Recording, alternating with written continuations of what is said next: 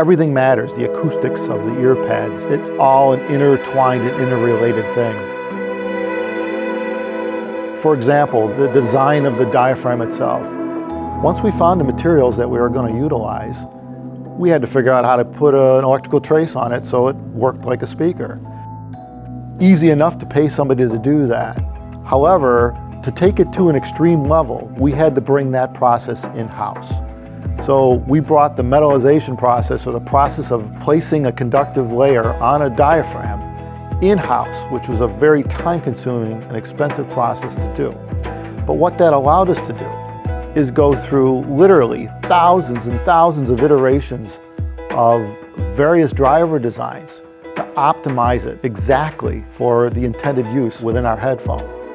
There's no way that any company could do that using an outside vendor or another source for product. At some point, they would just say, this is good enough. They'd have to stop. It would just be ridiculously expensive. By bringing all that into our own facility, it allows us going forward as well to optimize every design, whether it be the initial headphone or a headphone we develop 10 years from now. To make sure that when we do design a product, that it is the best it can be.